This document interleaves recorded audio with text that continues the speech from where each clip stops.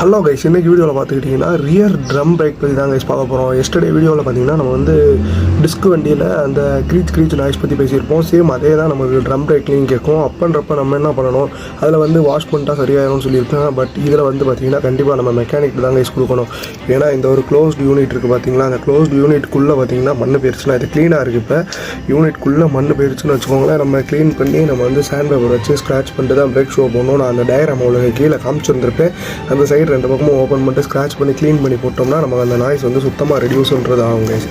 Drum break பொறுத்தளவுக்கு உங்களுக்கு தெரியுதுங்களா, இது அதோடைய எக்ஸ்டர்னல் பார்ட்ஸ் இதெல்லாம் தான் ஃபங்க்ஷன் ஆகி நாங்கள் பார்த்திங்கன்னா பிரேக் ஹெல்ப் பிடிக்கிறதுக்கு இந்த பார்ட்லாம் தான் ஹெல்ப் பண்ணி பிரேக் நமக்கு வந்து பிடிக்க வைக்கும் கைஸ். ஓகே, இதே மாதிரி மோர் ட்ரிப் அண்ட் டெக் வீடியோஸ்க்கு நம்ம சேனலில் சப்ஸ்கிரைப் பண்ணிக்கோங்க.